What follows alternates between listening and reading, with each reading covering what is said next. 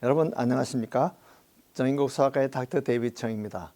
여러분들은 변비는 병일까요? 아닐까요?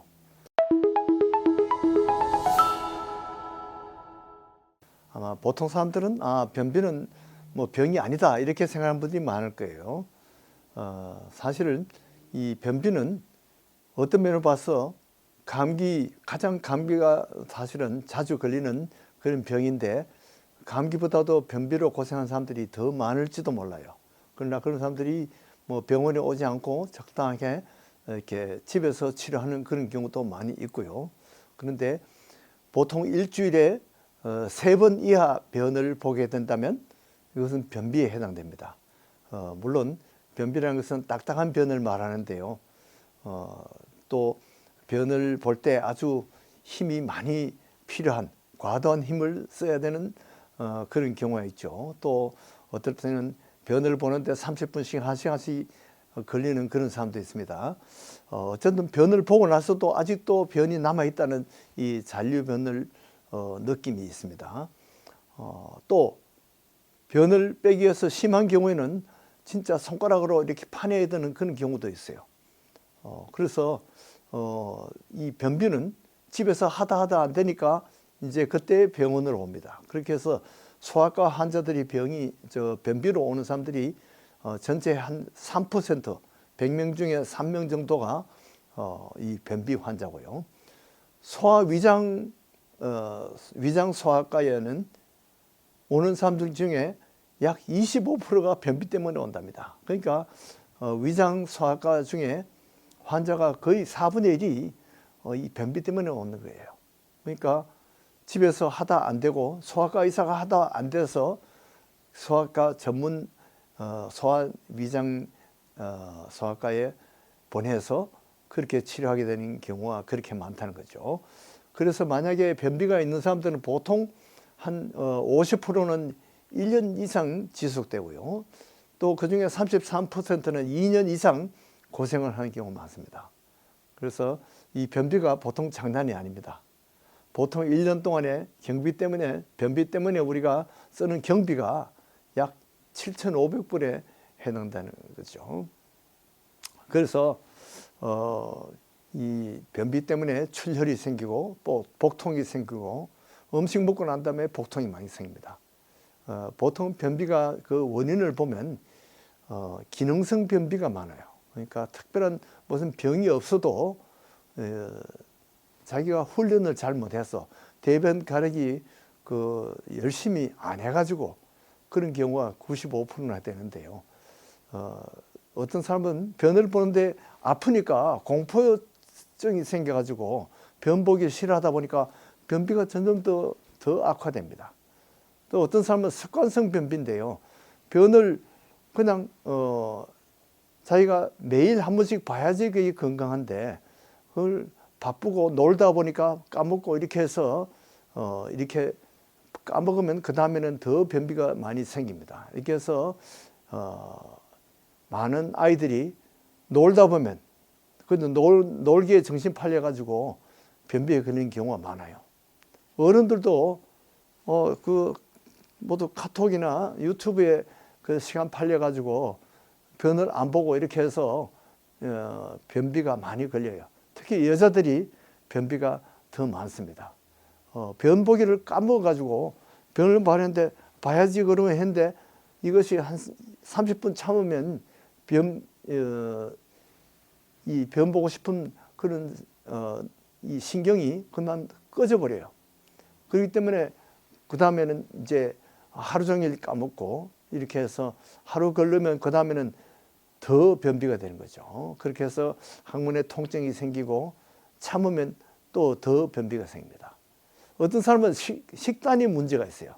음식 중에 변비가 잘 생기는 그런 것이 있어요. 바나나를 많이 먹으면 변비가 생깁니다. 감이나 꽃감을 많이 먹어서 변비가 생기는 경우도 많아요. 어떤 사람은 수술 후에 그만 운동을 못 해가지고, 운동을 많이 하면 변비를 많이 예방할 수 있는데 수술 후에 베드레스트 하다 보니까 그만 변비가 되어서 고생하는 경우가 많습니다. 출산 후에도 그런 경우가 많아요. 변비가 많이 생깁니다. 그래서 물을 많이 마시면 그만큼 변비를 예방할 수 있는데 물 마시는 걸 잊어버려 가지고 그래서 변비가 되는 경우가 많아요. 특히 이제 ADHD 이런 병이 있는 사람들은 이 물 마시는 것을 자꾸 까먹어요.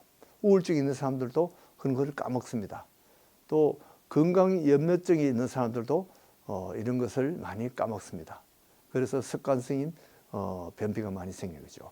이 기질성인 변비는 오르가닉 코즈가 있습니다. 그러니까 뭔가 몸의 구조가 그렇게 되어 있다는 거죠. 신경성으로 뇌성마비 있는 사람들이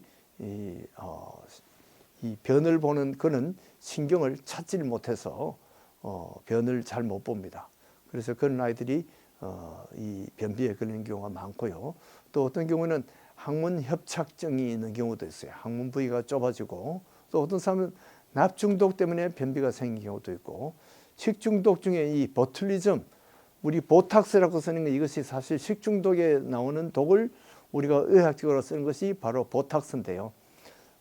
이 보툴리즘이 식중독인데 그 특징 중에 하나가 변비입니다. 그 다음에 유전병 중에 cystic fibrosis라는 것이 있어요.囊성 섬유종이라고 하는데 cystic fibrosis 있는 사람들은 변비가 많이 생깁니다. Hirschsprung disease도 이 대장에 이 장을 운동을 하는 그런 신경이 그만 유전적으로 모자라 가지고 그것이 오므려져 버립니다. 그래서 늘어나지를 못하고 그 부위가 오므려지니까 그 앞에 있는 부위가 대장이 커집니다. 이것은 메가콜론이라고 하는데 사실은 그 신경이 모자란 부위가 좁아져서 생기는 그런 병이라고 볼 수 있습니다. 그래서 이 히스토리를 보면요, 매일 대변을 봐야 되는데 일주일에 뭐 3회 본다든지, 일주일에 2번밖에 안 본다든지, 일주일에 1번밖에 안 본다든지, 이렇게 하면 변비가 점점 더 악화됩니다. 그 변이 마려워도 안 가면 더 어려운 거죠. 왜냐하면 이 직장에서 사실은 변이 모이면 변을 봐야 되겠다는 그런 감각이 생겨요. 그래서 이 수축을 하게 되는데, 이 직장이 자꾸 오래 그렇게 변이 쌓여 있으면 나중에는 아이고 나도 모르겠다 그러고는 감각이 둔화돼 버려요. 그래서 이 유분증이라는 것이 있는데, 이것이 엔코프레시스라고 하는데, 변이 직장이 차 있는데도 변을 봐야 되겠다는 것을 느낌이 전혀 없는 그런 병적인 상태가 유분증이라고 합니다. 그래서 이런 사람들은 팬티에 변이 자꾸 이렇게 나와가지고 저리는데도 본인은 변이 마렵다고 느끼질 못해요. 그래서 보통 사람은 변 모양이 부드럽고 아이스크림, 소프트 아이스크림 같이 그렇게 돼야 되는데, 이것이 소세지 모양으로 이렇게 뭉쳐 나오면 이것이 어느 정도 변비가 된 겁니다.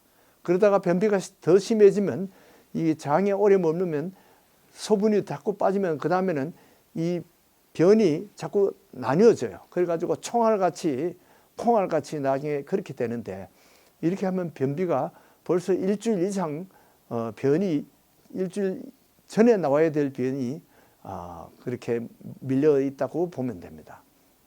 그렇게 하다 보면 복통이 생기고 그런 사람들은 어떨 때는 그것 때문에 맹장염이 생긴 줄 알고 응급실로 가는 경우도 있습니다. 그리고 처음에 태어날 때 벌써 아이가 이 태변이 보통 24시간 내에 나와야 되는데 태변이 지연됐다면 이것도 변비인데, 이것이 바로 cystic fibrosis의 그 증세일 수가 있습니다. 그래서 이 변비가 있는 사람들은 피검사도 해봐야 되는데요, 갑상선이 모자라도 변비가 생겨요. 납중독이 생겨도 변비가 생깁니다. 그래서 피검사로 갑상선이나 납이나 이 칼슘 검사 이런 것을 해봐야 돼요. 그리고 엑스레이로 이 변이 얼마나 뭉쳐 있는지 엑스레이를 찍어 봐야 되고, 또 변 모양을 보기 위해서 바륨 NMR을 이 색소를 항문으로 집어넣어 가지고 치료하는 경우, 조사하는 경우도 있고요. 또 척추하고 상관이 있기 때문에 척추 MRI가 필요하기도 합니다. 그리고 복부에 무슨 암이나 무엇이 있는지 MRI 검사가 필요한 경우가 있고, 이 골반에 MRI 검사가 필요하기도 합니다. 그래서 시트 마크라는 것인데 플라스틱 이 링을 삼켜가지고 그것이 얼마나 빨리 내려가는지 이런 것을 조사해서 이것이 정상이냐, 너무 느리냐, 어디에 obstruction이 있느냐, 이게 막힌 것이 있느냐 이런 것을 보는 거죠. 또 balloon expulsion이라는 이런 테스트도 있고 직장의 압력을 조사해가지고 조사하는 경우도 있습니다. 그리고 골반 내에 괄약근 압력 측정을 해서 조사하는 경우도 있어요. 그래서 보통 치료는 매일 일단 변을 보도록 훈련하는 것이 아주 중요한 치료 중에 하나입니다. 그리고 물을 많이 마시고 주스를 많이 마시고 또 변비가 나오게 하는 그런 음식을 피해야 됩니다.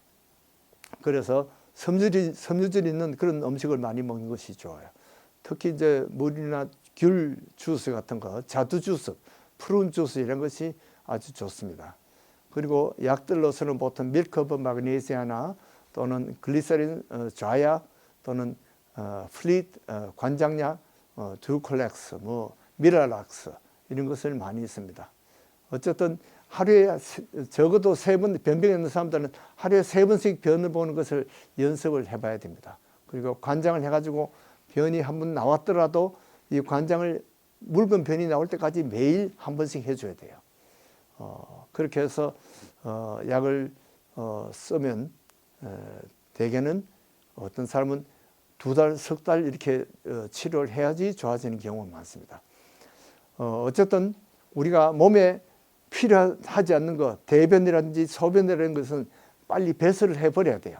콧물 같은 거 배설하는 것이 좋죠. 근데 그 배설하지 않고 안에 있으면 이것이 나중에는 해로운 물질이 됩니다. 독이 됩니다. 우리가 머리에도 우리가 근심 걱정 이런 것도 다 욕망 이런 것을 버려야 되는데 그런 것을 버리지 못하고 계속 그런 죄의 습관을 갖고 있으면 그것이 결국은 죄가 나중에는 장성해서 사망이 된다는 것입니다. 그래서 우리가 다 예수 믿고 우리가 다 이런 우리 몸에 해로운 것을 다 버리는 것이 좋습니다. 또 돈도 계속 쓰고 이렇게 돌아야지 돈의 효과가 있는 것입니다. 죄는 버리고 우리가 영생의 생명의 양식을 많이 섭취하는 이해가 되시기를 축복합니다. 안녕히 계십시오.